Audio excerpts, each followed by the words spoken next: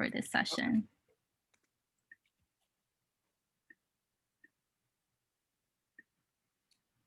Okay, so hi everyone. My name is Melissa Orellana. I am VP of Mentorship for Mi Mentor in Southern California.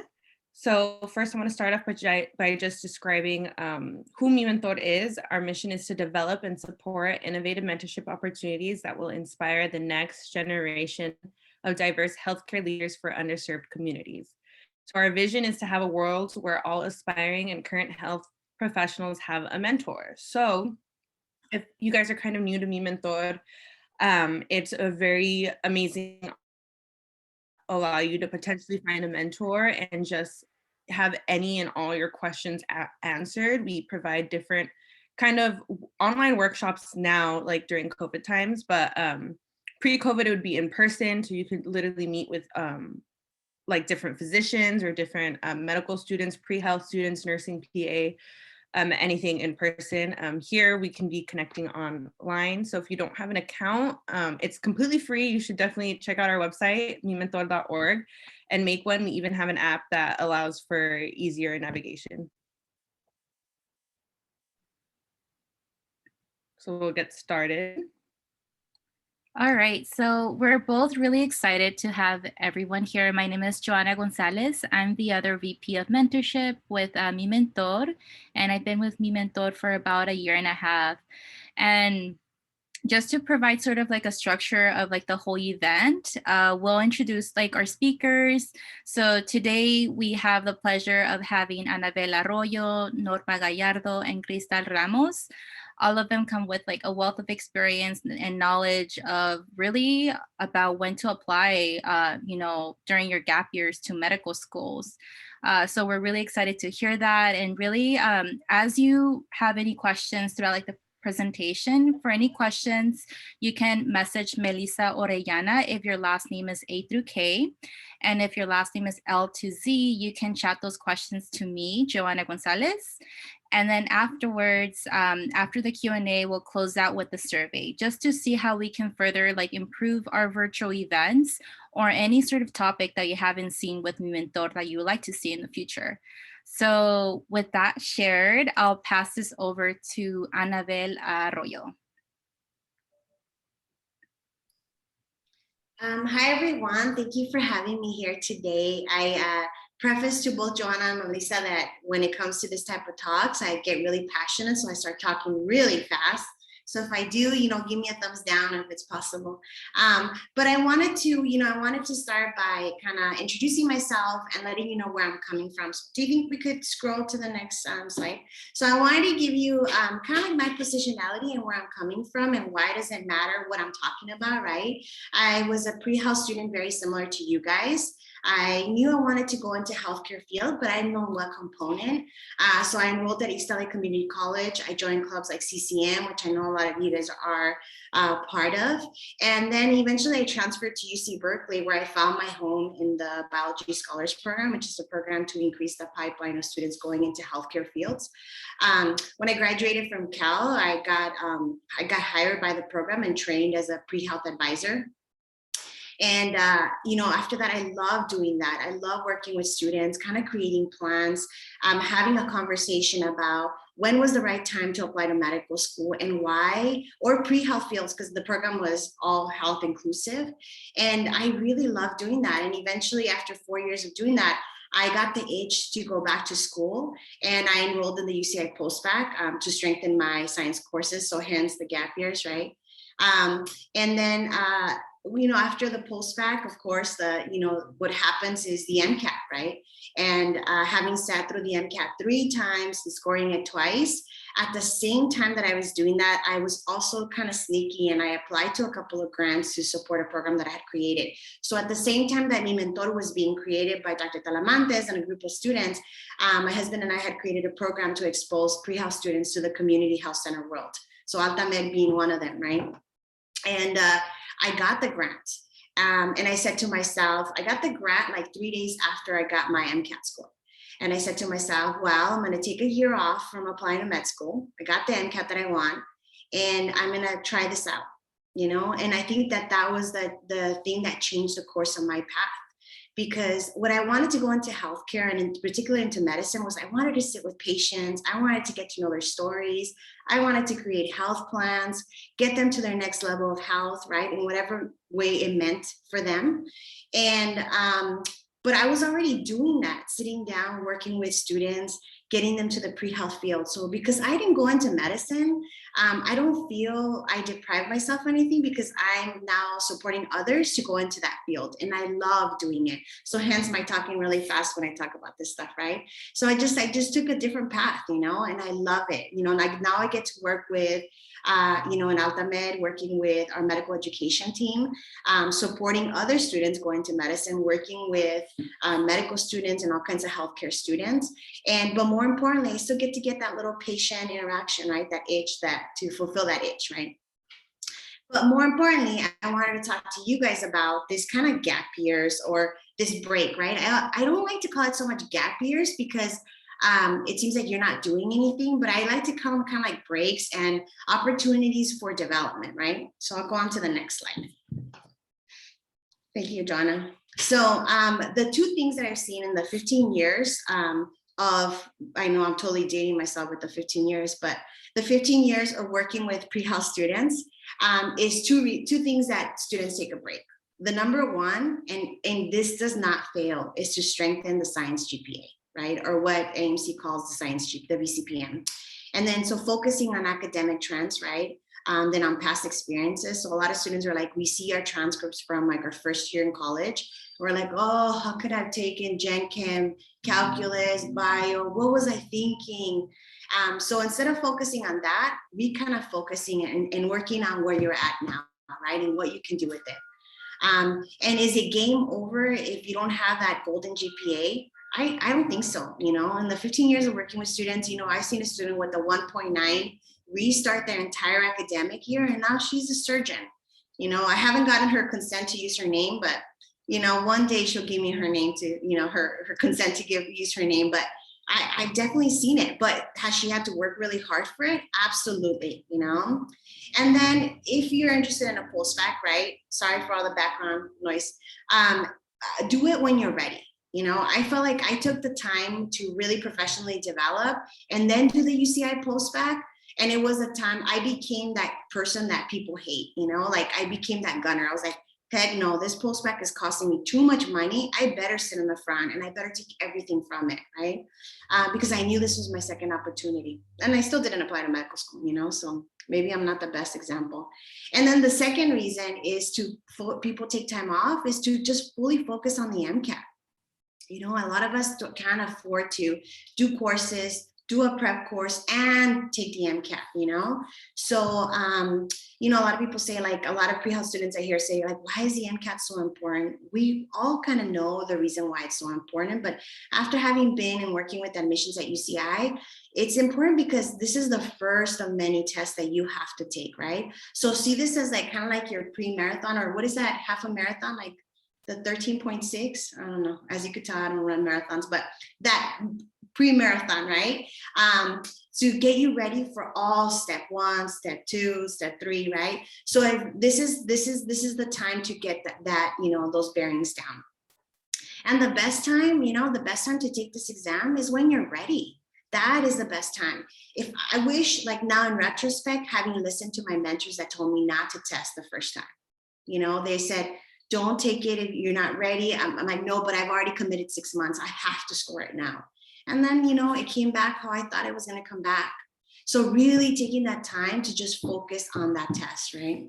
And the reason I have that little picture right there, it's like the little ducklings or little birds, is because the other thing that I hear a lot from students is like, but Annabelle, I don't want to fall behind. I always hear that. My classmates already took the MCAT. They're already in medical school. They're in residency. Like, so what? This is your path and it's going to look the way you like it to look, right? I'd rather you be prepared when you do enter than be kind of half seasoned to see like maybe somebody will take me. And then I'll go on to the next slide. I told you I talk really fast when it comes to this. And then I always like to show this picture. A lot of people think that, from undergrad to being a med student, it looks like, ta-da! I'm a med student, I got here. And for most, in the 15 years that I've been working with students, and Eric could attest to this, you know, we a lot of our ultimate providers, they were some of my students, you know, and knowing that, like, their road did not look like that, you know, so everybody's path does definitely look a little different, you know, and like somebody mentioned in the chat, like, they're just all type of different experiences, you know. I wouldn't be here today if I hadn't taken the MCAT and gone through the UCI Postback program, right? It was, I had to do all those things to decide, like, you know, maybe it's not medicine for me, but it's other paths in the healthcare field, right? And then the best advice that I would also give you is, you know, there's a dean at SUNY Medical School that gave me this advice. He said that every time somebody told them, like, well, what's your plan B? You know, you guys have heard that. What's your plan B? Because what happens if plan A doesn't happen, right? And he would always tell me that, you know, my plan B is to make my plan A happen. And if plan A is to become a doctor, do it, right? Do it. It's not going to be a straight path, but you could definitely do this, you know, and taking that time off for learning experiences is only going to enrich you. But thank you guys. And I'll be open to questions if you guys have any questions. I told you I talk fast. No, this is amazing. Thank you so much, Annabelle. Let me actually see here. Do we have any questions so far, Melissa, or? Yeah, I have one actually. It says, is it a good, should I ask it now or should we wait till the end? Actually, let's wait until the end to give ample time for the speakers, and then we'll open it up to like the rest of the panelists. I think that'll be good. That's good, yeah. All right. Thank you so much, Annabelle. I honestly enjoy your presentation, and yes, thank you so much. And we'll definitely get, yes, not everyone takes the same trip. I forgot to put that one in. And with our next guest and panelist, we have Norma Gallardo. Hi, everyone. Alrighty, so now I'm going to talk about, I'm going to echo a lot of what Annabelle said, because her journey really sounded like mine a lot. But basically, I'll just start off with kind of just the educational aspect of like my journey. So basically, after graduating high school, I went straight into my bachelor's degree at UCLA, where I majored in psychobiology. And during my time there, I really struggled. Like I was a psychobio major, and first I was chem, and my science like GPA was really terrible. It was really low. I was working like basically full time my whole time there, so it was really difficult for me to work on my grades. But after being in my fourth year, I was kind of thinking like, what's next? Because I knew I had not like worked on my MCAT or was ready to apply to medical school. So actually, right during my fourth year, I applied for Postbac programs, and I didn't get in. And I really felt like that was the end for me. I was like, okay, if I can't even get into a Postbac program, what's going to make me think I'm going to get into med school? So I definitely felt really lost, and I didn't know what to do. So I basically went back home and I started to do a lot of extracurriculars, because one of the things that Annabelle said is like, there's certain reasons why you do a postbac. And for me, it was we take gap years. And for me, it was really two reasons. It was to work. Somehow I had to find a way to work on my GPA because I knew it wasn't strong. And also I had to spend time to do extracurriculars, because like I had mentioned during my time as an undergrad, I was mainly working. And the only thing I really got to do was research. I invested a lot of time into research in my time there, but I didn't have any other of the things that was going to make me a competitive applicant. So I had to do a whole lot, which explains why I did 4 gap years. I took a lot of gap years before I decided to apply to medical school. And mainly that's because I really wanted to be ready. Annabelle mentioned a lot about you need to apply when you're ready, you need to do things when you're ready. So everything that I did, I took my time. Like I didn't care how long it was going to take me to get there. I wanted to do it right the first time. So that I really just spent a lot of time doing things. And I'm going to talk about really like how long I spent on some of these things. So I can go to the next slide so I can explain a little bit. Perfect. So this is kind of a list of some of the things that I did during my gap years. I kind of wanted to like walk through some of the things that I did, because I don't think you also have to like invest your time in just medicine. Because one of the things that I decided to do during my gap years was actually work for, it's a program called Upward Bound, which is a mentorship program. It's a program that helps low-income and first-generation college students get into college. So I did that for a year and a half, where I decided to just work, because another thing about applying to medical is it's expensive. So I was like, I'm gonna have to find a way to, yay, Upward Bound, someone's a tutor at Upward Bound.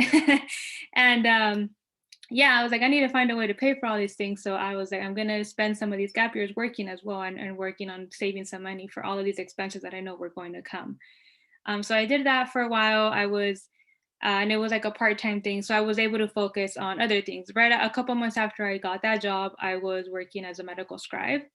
And medical scribing is definitely something that I advise like all pre-health students to try to do, because it's really gonna put you ahead of the game, like once you're in medical school, and even just for your medical school applications, or anything in really that's clinical related, is gonna really help you.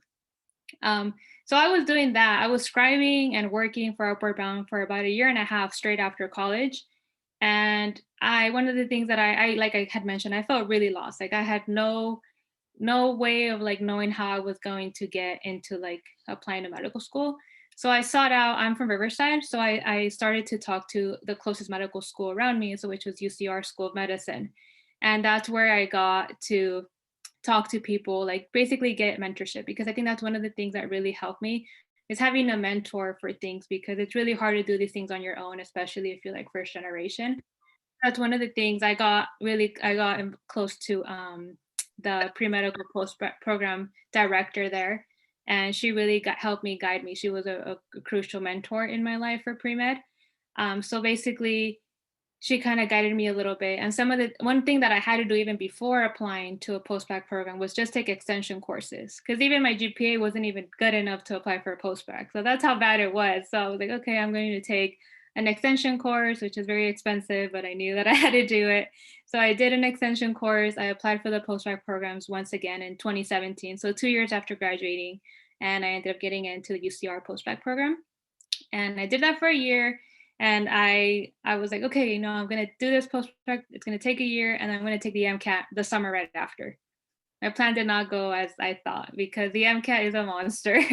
So like, speaking of like taking your time, like it took me a year to study for the MCAT. I think I studied for 10 months. Like I was done with my post-bac program July 2018, and I took my MCAT May 2019.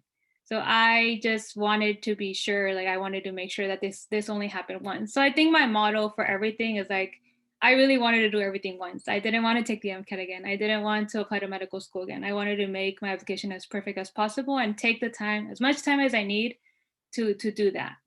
And thankfully it worked out, even though it took me many years. It definitely like took 4 years for me to get there. But that's a little bit about my background. If you guys have any questions, you can go ahead and ask me after we're done.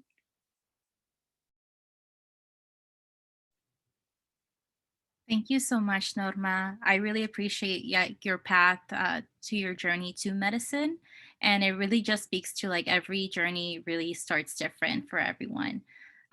So feel free to ask more questions, folks. I understand we do have a couple, but we'll wait that until the end of like our third and last panelist.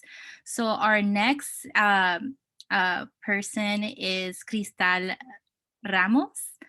Krystal? Hi, everyone. My name is Krystal Ramos, and my pathway to medicine has also been very convoluted.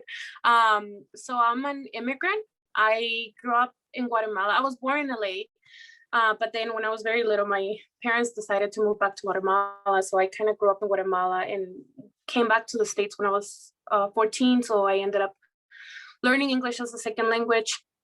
And I was very fortunate to go straight from high school to college. But it was very messy because I was a first generation student. So I really didn't know what college was, what office hours were. So that was really confusing. So for me, I really struggled academically when I was at UCLA. Didn't know how to find resources, didn't know how to find mentors, didn't know what mentorship looked like. But fortunately, I graduated.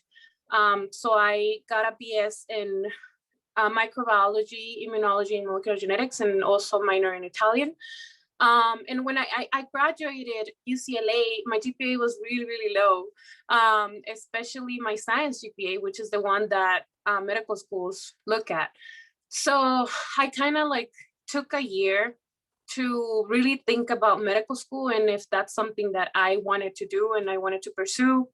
And I pretty much utilized that year to go to different conferences, which I totally recommend to people. That's how I met a lot of my friends and a lot of mentors. And I kind of started to talking to medical students, and they started to talk to me about postbacs because I didn't know what that was.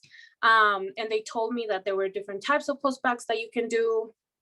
But unfortunately, because my GPA was so low, there was no way that I was gonna get into a formal postbac program. So I ended up doing extension courses as well. So I kind of created my own informal postbac program. And I did that for, I believe, 2 years. And I kind of was, you know, molding my own curriculum. And the good thing about doing an informal postbac program is that you can take how many courses you want at the time. So if you want to take 2 courses because you need to work, that works, you know, that's perfectly fine. Or if you want to take 1 course, that's perfectly fine. I was working full time throughout my informal postbac because that's kind of how I paid for classes. Like Norma said, they're very expensive. They charge you by the unit. So it's a challenge to find the funds. So I had to work full time, and that's kind of what stopped me at the beginning from applying to a formal postbac program. So when I kind of, another important tip that I think a lot of students forget is to make sure you're always calculating your GPA, because I wasn't doing that until I kind of like got to the 2nd year in my informal postbac program, and I kind of started to see what my GPA was looking like and the trend. So I talked to a mentor and I learned about the MCAT because I had no idea how to study for the MCAT, what the MCAT was. And like Norma said, it's a big monster. So at that point, I decided that I would have more guidance by doing a formal postbac program. And the good thing about formal postbac programs is that they often give you an MCAT course that's included in your program, so you don't have to pay for that, which to me was a big help because they're very expensive. So it was really nice to kind of have the guidance on how to study for the MCAT, and also have, you know, peers that are following that path. So I ended up completing the UC Davis formal postbac program. And again, my plan also changed. I was supposed to take the MCAT at the end of the postbac. However, it wasn't enough time for me, unfortunately. So I ended up having to take a gap year between finishing my postbac program and applying to medical school. And that year was really interesting. I got to do other activities. So for example, I used to work as a substitute teacher for the juvenile hall detention center up in Sacramento. And I think that was such a big activity because a lot of medical schools were super interested in what I was doing and kind of like that experience. So I feel like it really enriched my, you know, my application, and it really gave me something to talk about during interviews. Yeah, so I think that's kind of my path. I don't know if you can switch to the next one.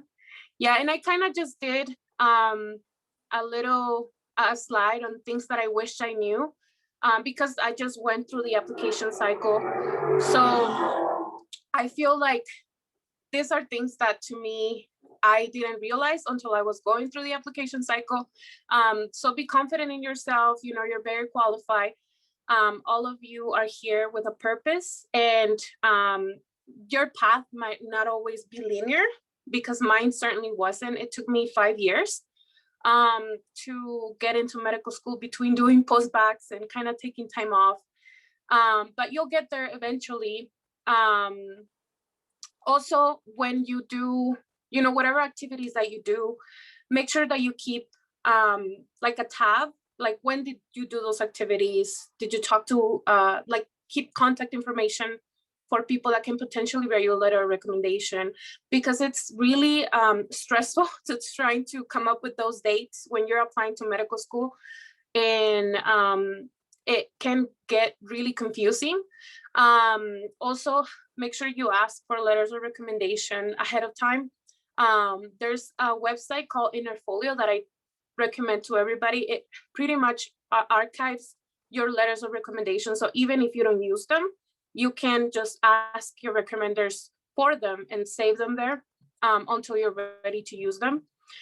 Yeah, like having your transcripts ready to go, mailing them early. Also, both AMCAS and ACOMAS have a fee waiver that you can apply for if you're considered a low-income student.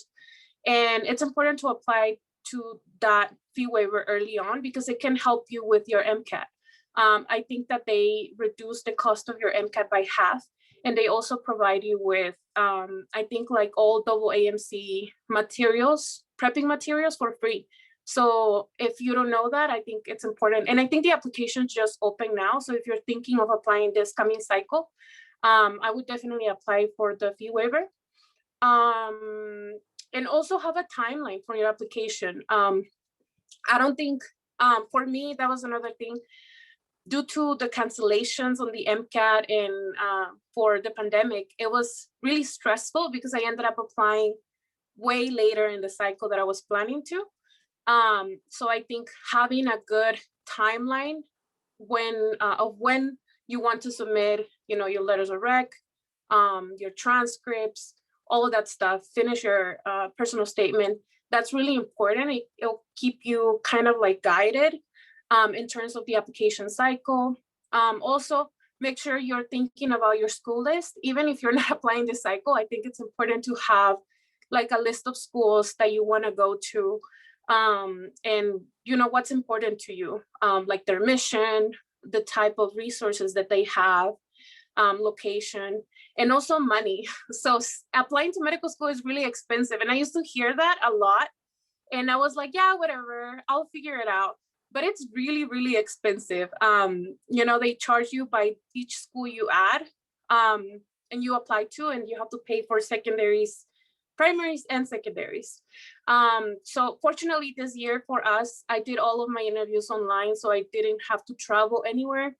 But in the future, maybe next year when you're applying, you'll probably have to go in person and visit the school. So that's an added cost, and it can get really, really expensive. So that's all I have. Thank you so much, Krystal.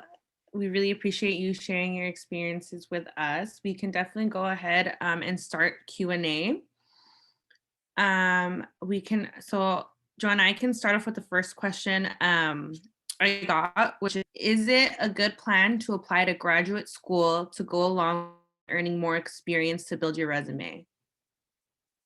So I'm thinking like graduate school, like a master's probably. I could help answer that. I think if that's what you want to be doing, right? Because think about it, going to a graduate program like Master's in Public Health or Master's in Science, it's an additional investment and accumulation of debt on your end. But if a Master's in Public Health is, if you think this is going to prepare me to my next step to be a better healthcare provider, then of course, right? But you have to be really solid on that, knowing that a lot of the prime programs also offer master programs. So if Master's in Public Health is what you want to earn, like prime programs offer that as well, right? So you have that option. And having been a pre-health advisor and attended many AAMC conferences, AMC doesn't publish this information, and maybe you guys already know too, that a master's science degree does not get accumulated into your VCPM. So it's like two different, two Science GPAs, right? So you have your VCPM from undergrad and Postbac, and then on the side, it's your master's. So it's not like it's gonna increase or make you a better applicant, right, for medical school. So something to be considered about, right? Only do it if that's something that you really want to be doing, because this is like your enrichment years, like we were mentioning before, right? So I'm one to say that, you know, if you're gonna do it because of that, I would just rather do like how both the other panelists share, that they did their own classes, right, and enrich their classes in that way. Yeah, I definitely agree with what Annabelle said. Is like, because I was asking myself that question, like, do I do a postbac? Do I do a master's? Like, what is better? Like, isn't a master's better than a postbac? Because a postbac you don't get a degree. But I think that point that Annabelle said is exactly what matters. Is like, you need, for me, it depends on really like what you need. And for me, it's like I needed to increase that BPPM GPA. So I was like, if I need to do that, I have to do extension courses. I have to do a postbac program. So that was my best route. I think if your GPA is solid and if you want to just like enhance, I think that's when you would consider maybe a master's program. That's just definitely my personal opinion, but that's what I would advise. I agree with everybody else. I think that you can definitely, depending on the school that you end up, at the medical school that you end up going to, you can even do them concurrently, either an MBA or an MPH, and sometimes they'll even pay for that. So I think that if your goal is to go into medical school, I would opt to do a postbac, because that's just the cheaper option. And I feel that if that's something that you want to do, you can definitely do it later on as you go through medical school. And also if you're looking, like if your GPA is okay and you're looking to enrich your experiences, instead of doing a master's degree, I would maybe do like some type of fellowship, research fellowship. I know a few people that have done like NIH fellowship to kind of like add research onto their activities. So I think that would also benefit you a lot. And I don't think they charge you for that. So definitely that's something to look into. Thank you all for the responses. So I do have another question here. Should we try to attend a formal postbac, not master's or SMP, instead of continuing to work and bench science research full-time while taking do-it-your-own UC extension courses, especially when our prereqs were completed in 2013 at a CC prior to transferring to UC? So far, I have not been accepted to any postbac programs and starting to lose hope. Turning 30 years old soon and a female. Thank you so much. Oh my goodness, that's a really loaded question. So the question is, should they do their own postbac? Yes. So they continue doing their own postbac? Yeah, I would extend myself to sit down with you and kind of go over your plan, right, for that person. I would put my email on the chat, just because it requires a little bit more touching base where you're at. And I have to say 30, that's your young folk, you know, because you bring so much to the table as an applicant to medical school. And I think that I know our biological clock and all that stuff, right? And our family members don't help with the cuando vas a terminar esto, right? But at the same time, if this is something that you want to do, man, you could do this, you know, you could do this. My husband is a physician, and he had a classmate and they were about the same age. So he was about 35 when he started med school, and she was also in, that was something that I'm like, you're already in, why are you worried? You know, who cares, you're 35. But she's like, but I just started med school. So this worry about our biological clock, it's never going to end, you guys. It really isn't, you know? So I could put my email as well if you want to just kind of sit down and we could have a Zoom conversation about where you're at, right? To kind of give you more like individualized advice if you like. But maybe maybe Krystal and Norma have other advice. So I don't think that you need to do a formal postbac program at all. Like I know so many medical students that kind of did their own DIY postbac program, and it has the same weight as it would any formal postbac program. The only difference is that the formal postbac program kind of guides you through the medical school application process, but you can get that, you know, with a mentor. I'm happy to mentor because I depended on so many mentors myself getting to this point. And Also, don't be discouraged by your age. I interview with people that were in their 40s, 50s even. And also, you know, they got in. I think the oldest person that I have in one of my medical school classes, like group meets, I think she's 52. And she's coming into first year as a first year medical student. So definitely it doesn't matter. I think, and you know, like Annabelle said, you bring a lot to the table because you have so much experience, so much life experience, and that's going to help you tremendously for your interview.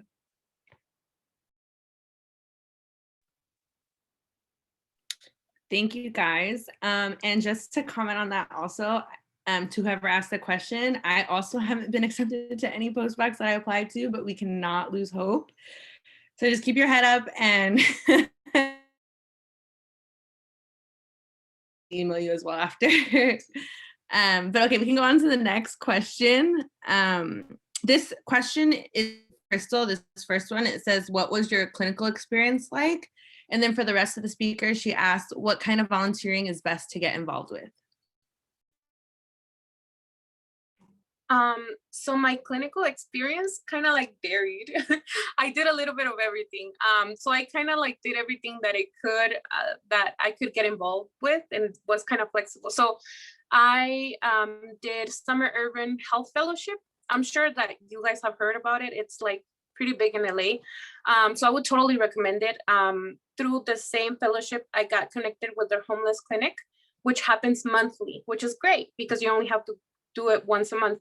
And you get the opportunity to work with family medicine residents and both MDs and DOs. So you kind of see what their practice is, what the difference is. I also was a scribe at the emergency department at St. Francis Medical Center. And I also did COPE Health Solutions, also at that same hospital, St. Francis Medical Center.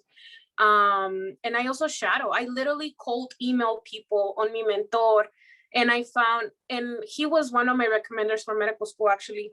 He was an ED physician at, I don't even know where, it's been like 2 years. But I just literally emailed him. I was like, hey, my name is Krystal. I'm a pre-med. I want to go to med school. Can I shadow you? And he was super welcoming. He was like, yeah, come. And he took me and a friend on, I think like we did like 4 hours every week. So literally just email people. Like you don't even have to apply to a program. Just email people, see who responds. And I'm sure you're going to find someone.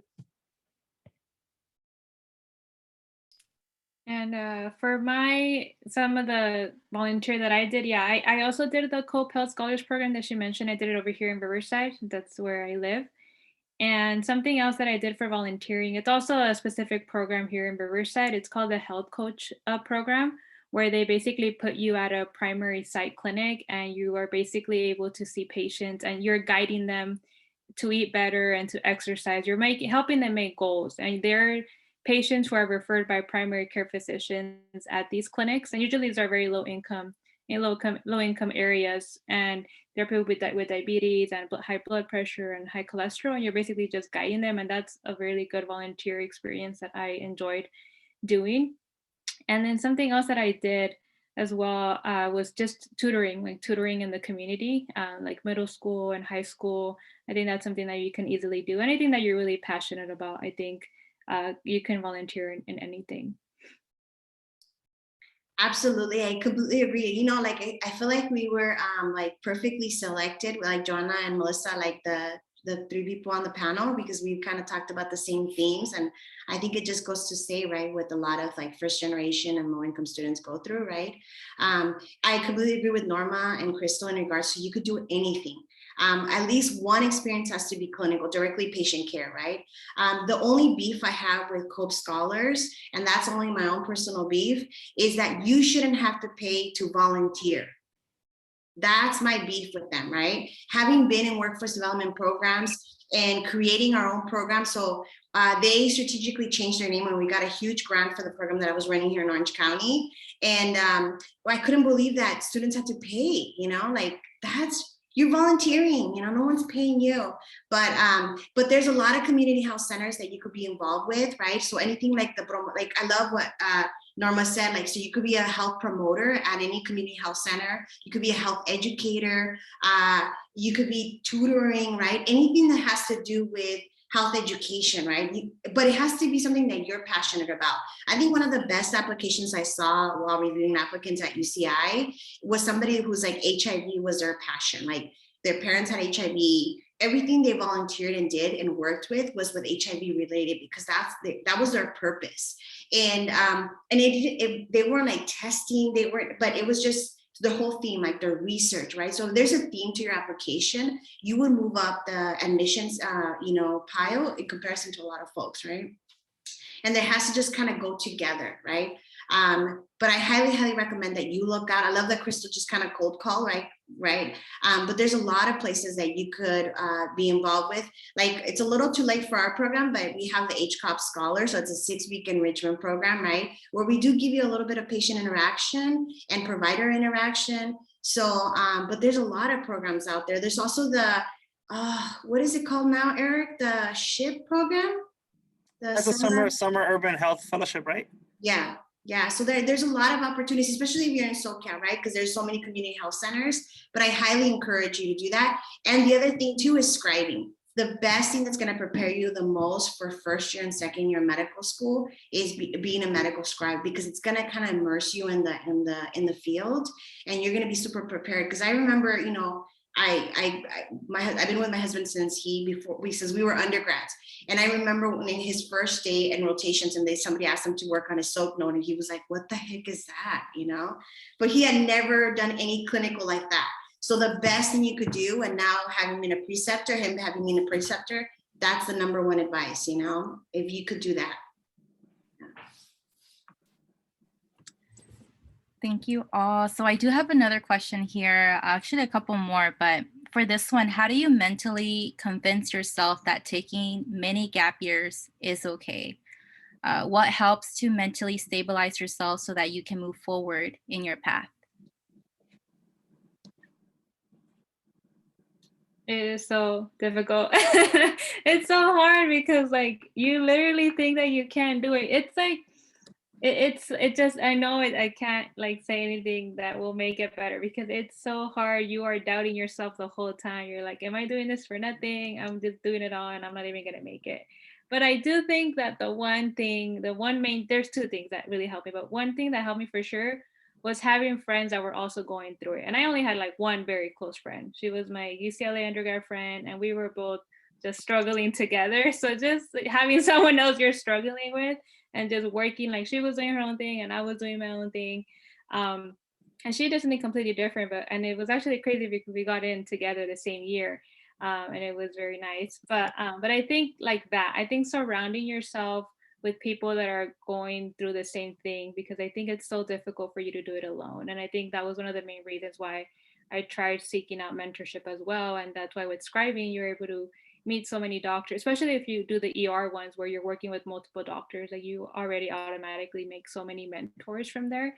So I think just having someone that's guiding you, mentorship, whether through also my Postback program, like my mentor through that, but just really having that support, and also just really just having that self-motivation and self-determination that if you made it this far, like you can continue going, and just see how so many people don't go straight. Like gap years are becoming the norm. That's actually another thing that I wanted to say is like I'm in medical school now, and it's like almost nobody went straight. Like this gap year thing is just like the normal now. So do not be deterred by that. I agree with Norma. I think that having friends, make friends, go to conferences and make friends of the struggle. That's what I call them. Because it can definitely be really hard on your mental health when, like everybody is getting in, especially when you do a postbac. Like I took a gap year right after my postbac. So like half of my class went straight in. And then the other half, we were kind of like, damn, damn MCAT. But, just kind of having that support, or like we're constantly checking in on each other. Unfortunately, a lot of us got in this year. And it's just, having friends, like make friends. You're struggling. I'm sure someone else is struggling too. They just don't want to say anything. So I think being very open, and I think it's easier when you have a village behind you. like Norma said, you know, doctors and friends or mentors that you can rely on when you're feeling like you want to give up. And to add to that, the only thing I would add to that, like, it doesn't matter how long it takes you to get there, right? But I would also be very strategic and keep all those folks that are supporting you with letters, that supporting you with research, with clinical experiences up to date.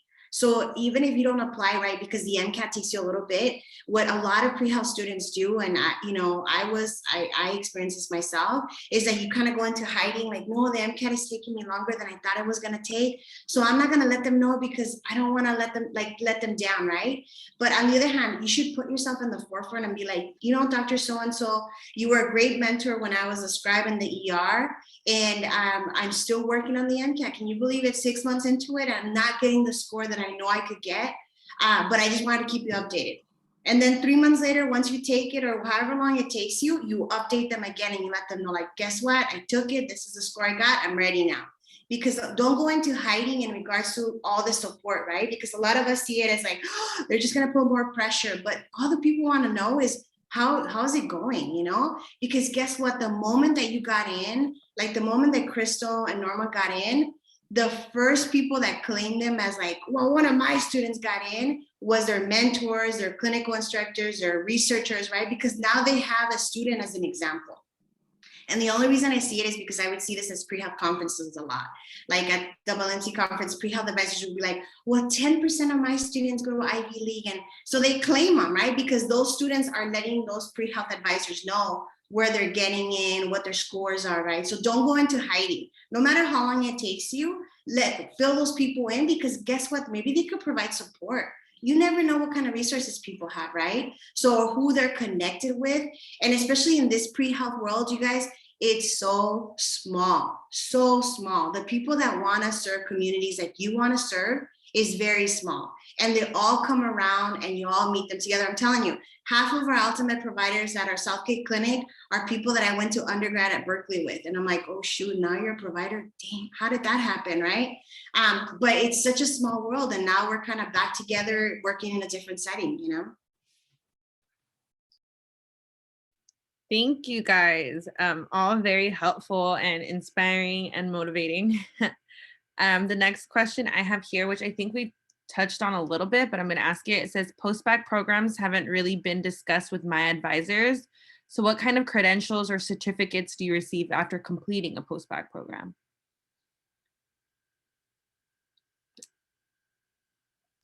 Sadly, none. You don't get anything other than the experience of redoing those courses again and figuring it out this second time around. That's it, you guys. It's a huge financial investment and you don't get anything other than that. However, what you do get is a good, solid foundation in your sciences. Because I figured at Berkeley, I went through classes and I was like, if you asked me about the genetic code, I'd be like, you know, I passed the class. But at UCLA, like in my postbac, I really understood the material. So sadly, you don't get anything out of it other than the understanding that's preparing you for the MCAT. And the connections that you make. And maybe if it's connected to a medical school, maybe how Krystal was saying, maybe it's an automatic in, but it's not a guarantee. So that's it. And debt. So this is why I agree with, if you could do it, if I were to do it again, I would have never done the UCI postbac. I would have just done my own, like Krystal did it, and worked because I had to, right? So yeah. Can I actually, that is actually like really reassuring, because I've gotten like a lot of mixed back and forth of like, no, you should do the official postbac, or like, no, you shouldn't. Or I spoke to a recent counselor that said that I should do the pre-med classes at a 4-year. And I was like, that is so expensive. But it's just like, why should I be reprimanded for like doing it essentially the opposite way of how a transfer student did it, where they took them all first and then they went into their UC school or state school and got their bachelor's. So that's really nice to hear, because my mind was like, it was going through it. I'm glad. And now how expensive, and I don't know, Krystal and Norma, you could vouch, like how expensive UCs are now, it's a good, I'm not kidding you guys, if for 1 to 2 years, it's a good $32,000 debt. And then think about your undergrad debt as well, right? So in comparison to you build and create your own postbac at your own pace and maybe work a little bit, right? Balancing, of course, and you're securing your grades.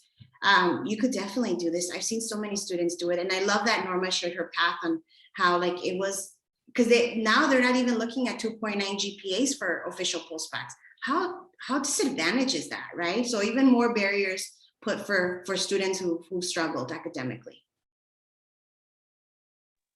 And I think that's frustrating about the postdoc program because it's like, I need this to improve my GPA and you're giving me a GPA minimum. I'm like, I can't meet that minimum. So how am I supposed to like do that? And yeah, I didn't even know they had increased. I know when I applied, it was a 2.75, I think. I didn't even know about the increase. And I will give a shout out to UCR's postdoc program. They actually offer a lot of financial aid. So I got most of mine covered. Yeah, so special kudos to UCR. That wasn't the case for Davis. Tears rolled down. No, I think that, yeah, I completely agree with Annabelle. Like, you don't need a formal postbac program at all. I think in retrospect, I would have been totally fine just doing my own thing. I would even say, like, if you really want to do like a postbac program, I would do something with a linkage. You might have to go out of California, but there are programs that literally will not even have you apply. And I think that's better. So definitely, you know, do your own thing, do it at your own pace. I think as long as you're getting the grades, I think you're good. Joanna, thank you guys. Yes. Joanna, do you have more questions? I do actually, yes. So let's go with the next one here. So one of my biggest concerns about taking multiple gap years is the financial burden. What are some ways you were able to save enough to apply to medical school and to apply/do postbac programs, enrich yourself without spending so much money? So, oh, you want to go first? You can go first. So I'm a hustler. So I had a lot of jobs when I was doing an informal program, and I subbed for LAUSD, and that job pays really, really well. So, you know, if you have your bachelor's, you can apply, and it's really flexible because you can, you know, you choose what days to work, and pretty much like you can only work 3 days a week or whatever you want. And on top of that, I was also scribing. And scribing, I did it more so for the experience, not for the pay, because it doesn't pay that well. And also private tutoring. So I think that that's what I was kind of doing on the side when I was doing the informal postbac program. When I went to Davis, unfortunately, part of the formal postbac program is that you are not allowed to work. You literally sign a contract saying that you will not work or do anything else. So that was a little more difficult because it required me taking out loans. And pretty much from those loans, I kind of saved a little to apply to medical school. And that's pretty much what's recommended, unfortunately, because you're not working. So that's kind of how I did it. I'm very, very similar to Krystal. I'm a hustler too. So that's why I decided to just work for a little while. Like I said, I worked for the Upward Bound program for 1.5 years. I was doing that. And like Krystal said, unfortunately, the scribing programs don't pay. They're paying minimum wage because they know that everybody wants that job, but it's worth it for the experience. Like I would never have left that job. But I will say that I did end up getting after my postbac, I got a job through a private scribing program, and I started when I was applying. There's a lot actually, and they end up paying a little bit better. So if you guys can get like a private practice, I was working for a cardiologist, and they were paying a little bit better, so that allowed me to save some money for my application cycle. And like Krystal said, I wasn't able to work either as much during the postbac program. They did allow me to do like 1 or 2 shifts a month with the scribing program because they're per diem jobs. So you basically just work only a couple of days a month. So fortunately I was able to do that, but yeah, I was finding just some ways to be able to balance that. But and at no point did I have a full-time job. I always had to have part-time because I was balancing trying to take extension courses, and honestly, my priority was just getting the grades, because you're not able to, come back and do that anymore. So I think if you have to take out loans, I think that is going to be your best option to make sure that you're getting those grades. If I could just add to that as well, I love what Krystal said, that about being, both of you guys mentioned about being hustlers. I want to just remind you guys too that like you have a lot of like, by the time you're done with undergrad and like kind of figuring things out, you also have a lot of experiential knowledge, in the sense that it's not going to be like when before you went into college. Now you have a bachelor's degree in something. A lot of you will have a bachelor's degree in bio. So you're a higher commodity in regards to like the hiring. So you could really get different jobs. Like you should never go back to like working at Starbucks, right? Not that that's a bad job, but I remember I had a student that was like, oh, she's a chemical engineer. And she's like, well, to save for my MCAT and my applications, I'm gonna go work at Starbucks. And I'm like, what? You're a chemical engineer? What the heck are you doing working at Starbucks? So know that about yourself, that you have a lot of experiences. It's not like when you were an undergrad without a degree, right? You're in a different position. So accessibility to jobs look a little bit different for you, right? So then you could have these part-time jobs or part-time gigs to be able to save money, right? And then the other plug I would make for financial assistance is like, people make GoFundMe. We had a student who was like graduating from medical school in Mexico, and she made a GoFundMe to help her pay for step 2. And I was thinking, how smart is that? So hey, instead of in lieu of gifts and in lieu of all these things, support me for my MCAT, So we had a fundraiser to support students before the pandemic for suits. So we did a fundraiser like, you know what, 10 of our students don't have a professional suit. This is how you could support our students, right? To get them a suit, or this is how you could support them to pay for the MCAT or for 10 medical schools, right? So encourage that in your family, like no gifts, please, but contribute to my first 2 applications. Seriously, we got to get savvy at this, all kinds of other ethnic groups are doing this. Why aren't we, Great point. I think we have you guys till 7. Is it okay if you guys if anyone needs to go, feel free to leave, but we can still continue questions if you guys have some time, if you don't mind. Okay, so the next question I have is, how early on should we start creating a school list?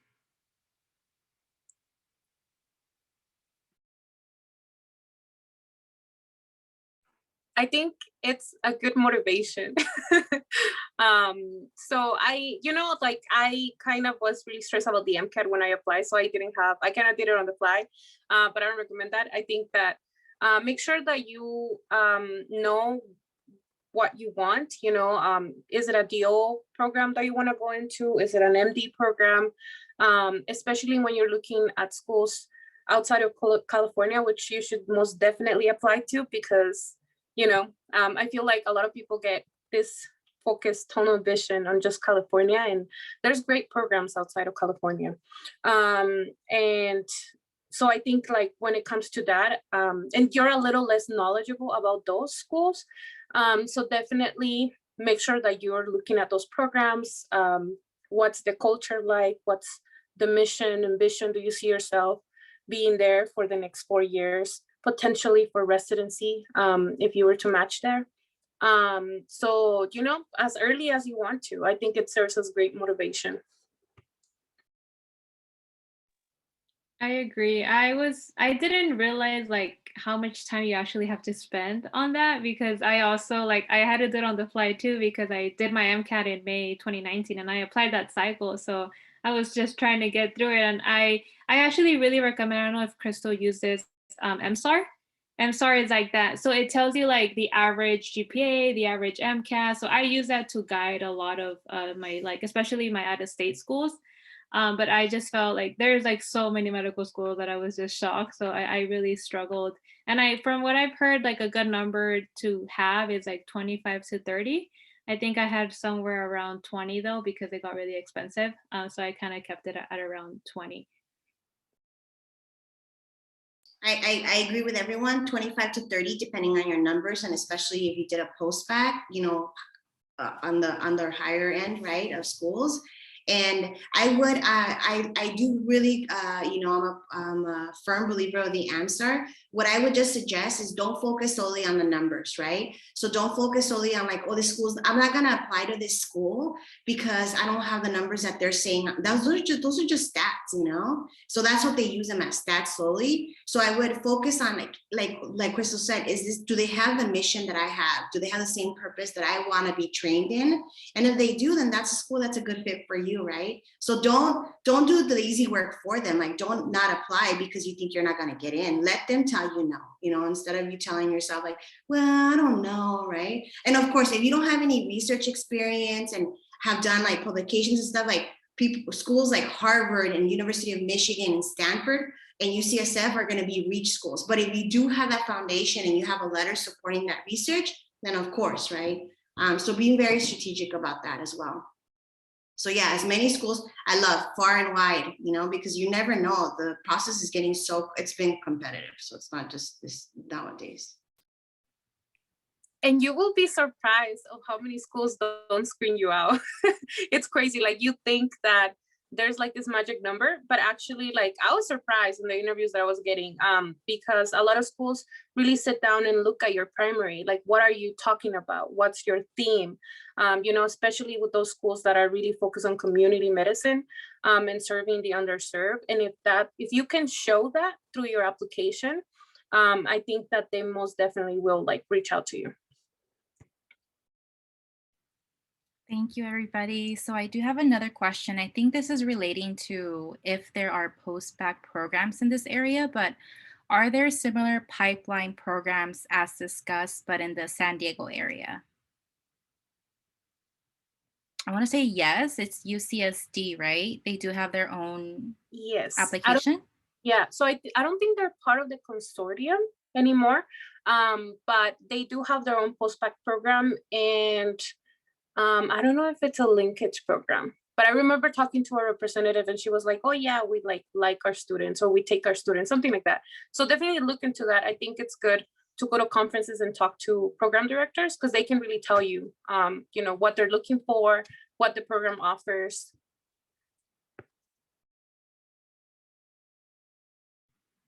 I have another question. Do you have another one, Melissa? I do. Go for it.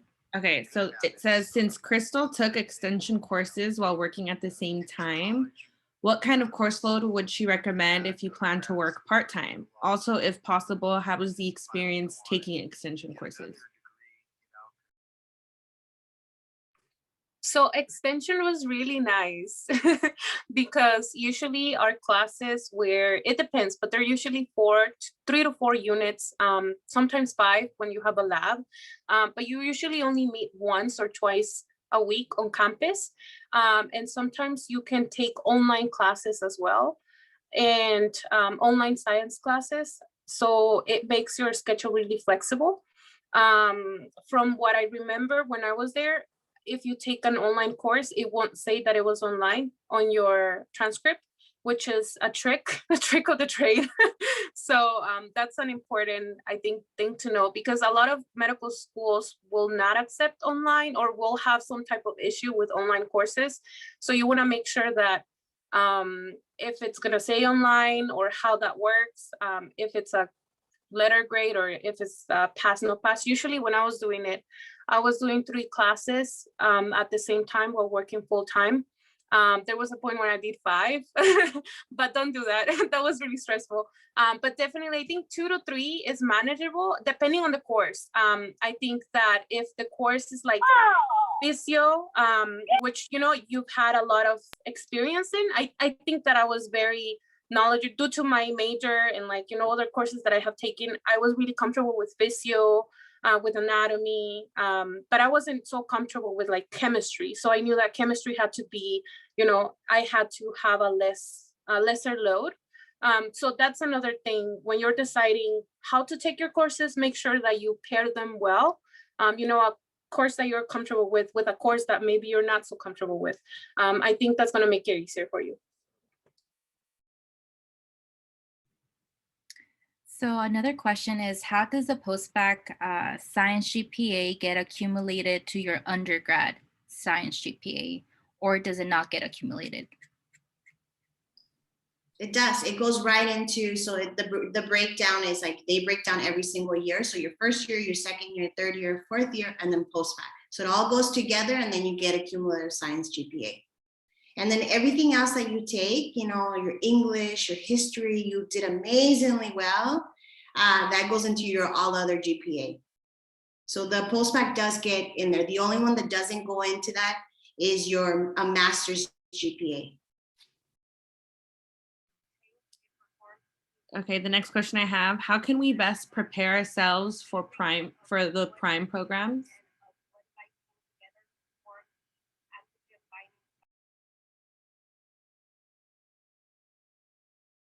I don't know if this person meant that they're like in the prime like got accepted and are preparing for prime program, or maybe how to get into the prime program.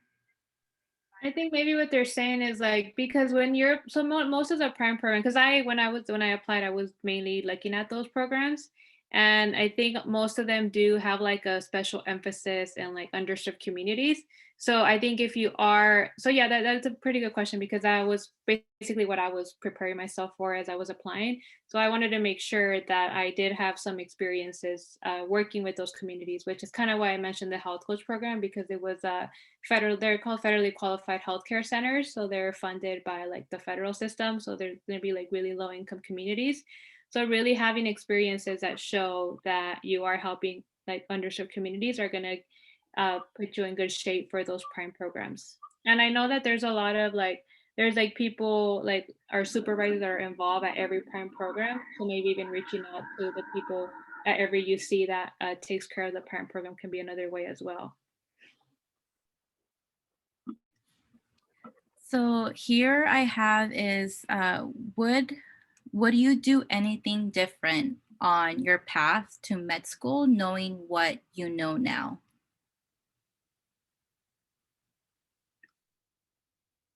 I think yes, most definitely. I think maybe, I don't know if I would have invested so much money in the formal postbac program, to be honest. It was expensive, so I have a lot of debt from that. So again, you don't need it. I think that DIYing your own, it's gonna save you a lot of money. It would have saved me a lot of money in the long run. And just, finding the mentors that can guide you through that application process, which is totally doable, especially in Southern California, when we have such a strong cohort with MSAR. Is that what it's called? I know that Mi Mentor has like a little cohort that takes them through the application process. And I think I did that, but in North Cal. So it was like super helpful. So for me, I think that would be the only thing that would be different. I don't know if anybody else has anything else. Yeah, I wish I would have been more prepared maybe for my undergrad. I feel like starting as early as possible to reach out to mentors. I felt lost all along, and I just never asked for help. So when I asked for help when I graduated, I'm like, oh, this is so easy when you have help. But not having have known that, I think, was what made my undergrad so difficult, because I was just trying to do everything on my own, and I was like, high school was easy and I did everything fine, and I was like, I don't know what was happening. But really, I think just finding those mentors and surrounding yourself by people that are trying to do the same thing is going to help you. Going to office hours, I feel like that's something I never did during my undergrad, and that's how you make those connections with professors for your letters of work, which you are going to need when you're applying. Okay, thank you. I have another question. What are some of the things you did to help you succeed in the postbac program? Study methods. I know you just mentioned office hours is a good study method. Does anyone else have any other suggestions for study methods? Start using Anki. Anki is such a great tool, and I was refusing to use it up until the MCAT. But it definitely made my life way simpler. And it's pretty much what medical students use to prep for everything, for step 1, for step 2. So, I don't want to talk too much about it, but definitely do your research on how to use Anki and use it for your classes. Also learn how to actively study. used to rewatch lectures or rewrite notes. And that was such a big mistake because it was such a waste of time. And I wasn't learning actively, and I didn't understand that until like the end of my postbac program. So definitely there's like a few strategies you can use for active studying. But those are things that I would definitely recommend people. And I would only add, like the only thing I would add is like figure out your method, right? So reset. Only do the postbac when you're fully ready to commit that this is going to be your second opportunity to change something about it, because that's what medical schools are looking for. If you continue on the same path that was undergrad, there's going to be no upward trend, and that's what they're looking for in the postbac, right? And then you have to have that kind of like that gunner mentality. You know, I was at Berkeley, we used to call them sharks, like, oh, you know, the Berkeley sharks, they're just trying to get you, right? Or set the curve. But you have to be that person in your postbac. One, because it's costing you a ton of money and you're paying for it either in loans or out of pocket. And then two is because you really need to learn this material because it's gonna come back, you guys. All these classes that you're taking in postbac in the upper division world, it's gonna be your first year of medical school. So I figured out how the UCI postbac was set out because I was like, I wonder why they're setting us up with these courses. So what the dean of the postbac was the same dean of the medical school. And what she would do is she would replicate first year medical school in the postbac classes, you know, so she knew that as a first year medical student, the first thing you were going to see was biochemistry and then physio and then endo and then cell and all these classes. So that's how she would set you up in the postbac, you know, so something to be, you know, considered about. And then really figuring out how you study best, if it's flashcards or if it's Anki, right? Figuring that out. For me, recording the lectures really worked. And people, I remember my classmates hated me because they're like, how do you remember everything? Well, because while I'm walking to class, I'm listening to yesterday's lecture, you know, but just listening to it, right? And asking questions and using office hours, you know? So that whatever way it works for you, right? Like now there's all kinds of like, you know, people do all kinds of things with technology, but whatever it is for you, just seeing that this is your second time to really prove that you could do this and that you're preparing for first year. I remember Dr. He's a UCSF, shoot, I forgot his last name. But he always used to say that consider the postbac, you know, when you're like Norma and Krystal could get, like once you become a medical student, you're MS medical student year what, right? Year 1, year 2, year 3. Consider your postbac your MS 0. This is your start of medical school. So see it as that, right? So this is your opportunity to get those bearings down for first year.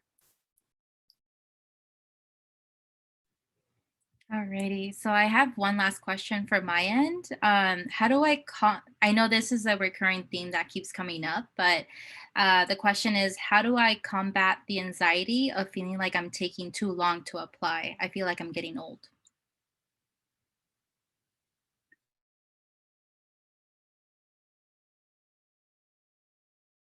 I think you just have to believe in yourself. You know, like I went to there was a conference at UCSF, I think, and the dean told us, you know, becoming a doctor it's a doable goal. It's not like being a professional athlete, which you pretty much have to have the genes for it to work, you know. But being a doctor is a doable goal. It might take longer for some people. It might take different routes, but you're gonna get there. It's definitely doable. It's not this like unreachable dream of a career. It's not. It's really not. There's a formula for it.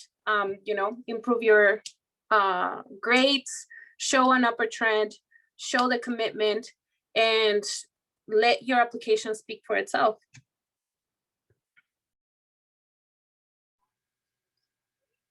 Yeah, I really love that. And, you know, Krystal, you're totally right. Just to the last thing to add to that, you know, my husband was a professional musician. Like he did this like professionally. And he said that it was easier to get into medical school than to get his first record deal, you know? So he was like, you know, I knew I could do medical school if I just did the things that Krystal mentioned. If I got the grades and if I worked on, and if I could show that upward trend and the MCAT, right? But to get a record deal, that was like one of the hardest things that you could do. So he's like, yeah, I'll just give that up and I'll become a doctor, you know?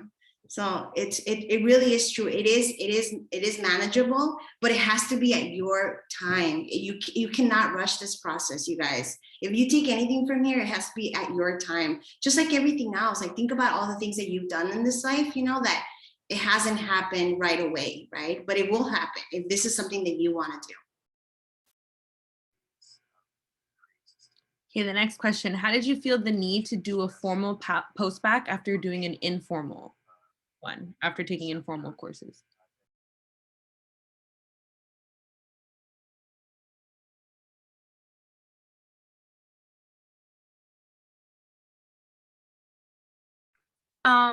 So for me, it was more because I wanted the guidance with the MCAT. I wasn't really sure how to study for the MCAT. And when you start studying for the MCAT, you realize that the MCAT is literally like those 2 first years of undergrad all together into one test. So it's a ridiculous amount of information. And not only that, it's not even the information, but also learning how to take a test. I think that was the hardest part for me. I suck at standardized testing. So just training myself to sit there for 7.5 hours and you know, have the stamina to not give up midway through the test and not cry when I didn't understand a passage. I think like it really takes a lot of training. So that's when I realized I wanted to do a postbac program that kind of provided that guidance. Yeah. I think so too. I think the reason for the postbac is just so much more than just the classes. It's like you have a support group, you have a mentor, you have MCAT prep. Like it's just this whole organized program for you. So I think, because I did start with an extension course, and that was going to be my path if I didn't get into the postbac program my second time applying.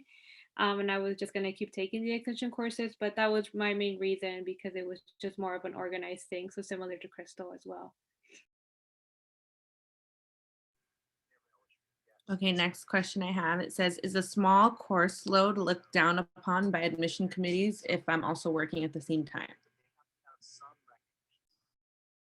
Not necessarily as long as you're doing strategically and at the end you end up with a full course load, right? So not necessarily, and as long as you could show that there's an upward trend, right? And let them know in your personal statement, being honest, like, look, this is my situation, I have to work. I always tell students that, like, I have to work. Who do you think is paying for these classes, you know? And schools understand that, they see that, right? But I think as long as like in your last semester, I highly, highly encourage if you could do a full load to show them like, look, I could handle the load, because Krystal and Norma could tell you like first year, it's gonna be all those classes again, but all at once, you know? So it's not only gonna be 2 classes anymore, it's all of them at the same time. So just to kind of give you that refresher, like, okay, this is what I'm walking into. Okay, and then the next question. I know we talked about the postbac grades affecting our GPA, but it asked, does it average out or replace older grades?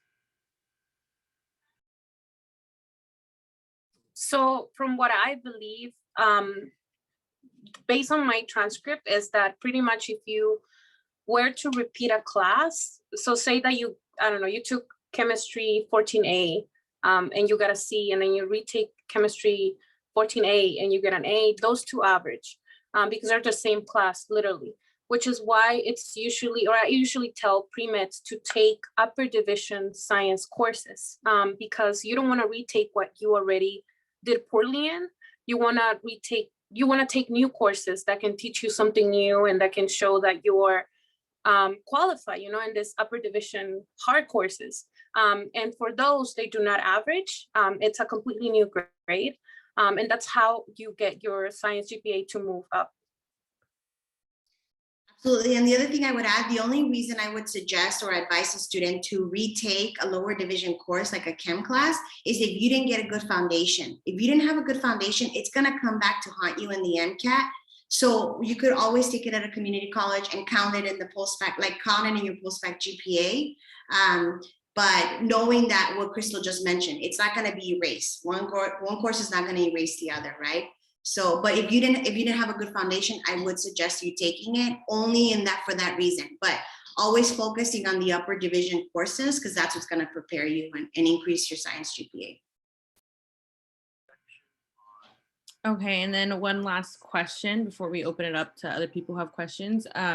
If you're already coming in with a low GPA and doing an informal postbac, like when do you stop taking courses? Like at what should be your GPA goal?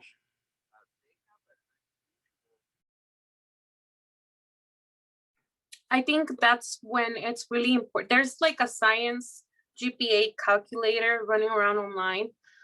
So definitely after every quarter that you do, through extension or through a formal postbac, I would totally recommend that you check your GPA, make sure that it's moving upward. And I think that, I don't know what the cutoff would be when I think for cumulative science GPA, maybe I would stop taking courses after I reach a 3.1, 3.2, just because I know that a lot of medical schools have sometimes screen you out if you have less than a 3.0. I don't know if anybody else knows. That's what I was told. I don't know. Yeah, no, you're right, Krystal. You're right. Normally, like a postbac, you would want to do about 40 units of postbac work. This is per AMC. And then once you get to as close as you could get to that 2.9 3.0, right? That would be ideal. But knowing that not all of us can get to that state, because if you were a bio major in undergrad and you took a load of bio classes, they don't outweigh themselves. Think about you're going to have 100 units, 200 units from undergrad, and then you're going to have another 40 units can undo the 200 of undergrad, right? So showing that upper trend, I always tell students, if you could get A- level, A- work, and a postbac, which is a 3.7, you're already showing an upper trend, right? So about 40 units, and most of those units should come from upper div work at a 4-year level. So stay away from the community colleges with physio and anatomy and all that stuff. Everything should be at upper level work. Thank you all. Honestly, this was a lot of great questions coming in, and we're gonna, open it up to anyone who would like to unmute themselves, ask them questions themselves, or maybe we missed it through the chat. So we'll give that maybe 2 students, if anyone would like to unmute themselves and ask their question.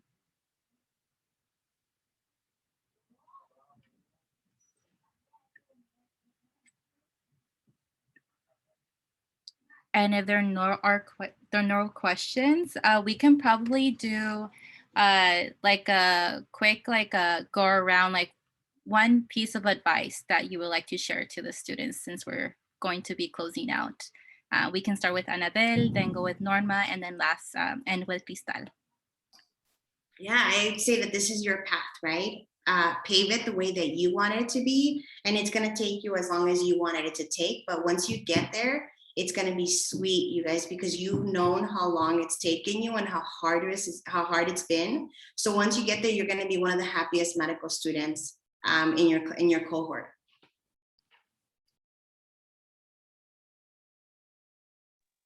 Yeah, so basically for me, my advice is just do not give up. I know a lot of you guys are mentioning how do you just not give up or let the anxiety take over. That's just going to be natural. It's going to happen. It happens to all of us who are taking gap years, and I can speak for a lot of my friends in this path. So just really keep pushing and surround yourself with people that have gone there, that are working in that the same goal as well. That's going to really help you get through it. And find mentors, because that's what's also really going to help you. Yeah, so the same advice goes for me. I think just finding mentors, it's crucial to keep you, moving forward.